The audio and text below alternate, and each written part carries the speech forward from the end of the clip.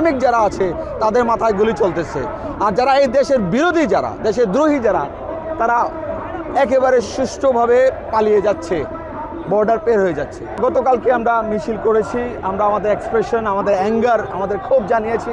আজকেও আমরা এখানে এসেছি, আমরা দরগাতে আমরা মোনাজাত করেছি, তারপরে এখানে এসে আমরা আলোচনা করছি। শহীদ শরীফ ওসমান হাদি আমাদেরকে পথ দেখিয়ে গিয়েছেন আন্দোলন কিভাবে করতে হবে। এখানে আমাদের যে রাজনীতির যে ধরনটা, উনি বলেছেন যে আমাদের সাংস্কৃতিকভাবে আমাদের দুশ্মনদের মোকাবেলা করতে হবে।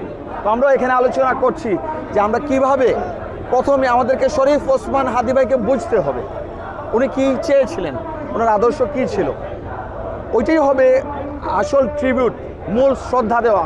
নায়াসিনামাইড ও স্যালিসাইলিক সমৃদ্ধ লিলি ফেস ওয়াশ যা ফেসের ডেড স্কিন সেল দূর করে দেয় দ্বিগুণ ফাস্টার ব্রাইটেনিং। হাদি ভাই গণতন্ত্র প্রতিষ্ঠার জন্য আন্দোলন সংগ্রামে 24শে জুলাইয়ের রাজপথের প্রিয় মুখ। আমরা মনে করতেছি এই নির্বাচনকে বানচাল করার জন্য একটা মহল হাদি ভাইকে পরিকল্পিতভাবে হত্যা করা হয়েছে।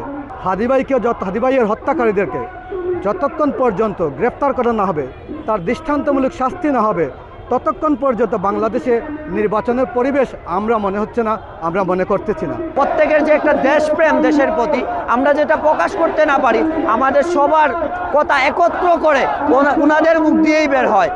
আপনারা জানেন, ভারত বিদ্বেষী যারা ছিল, ভারতের বিরুদ্ধে যারা কথা বলে, সবাইকেই এই রাস্তা থেকে সরিয়ে দেয়। আপনি ভারতের বিরুদ্ধে কথা বলেন, আমার ভাই আবরার ফাহাদ 19-এ কথা বলেছিল ভারতকে নিয়ে, আবরার ফাহাদ শহীদ হয়েছে। আমার ভাই হাদি কথা বলেছে, আমার ভাই শহীদ হয়েছে।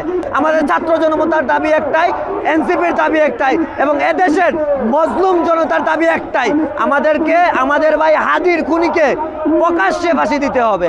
এই খুনের সাথে যে বা জড়িত সবাইকে শাস্তি দিতে হবে। আমি প্রোগ্রাম রেখেছি সিলেটে 12টায়, সেই 12টায় আমরা শান্তিপূর্ণ অবস্থান কর্মসূচি এবং মিছিলের মাধ্যমে আমরা প্রতিবাদ জানিয়েছি।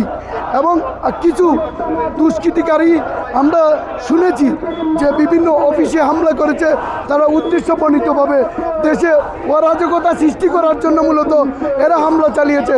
এরা কখনো দেশপ্রেমিক না, কোনো দেশপ্রেমিক দেশের সম্পদ নষ্ট করতে পারে না।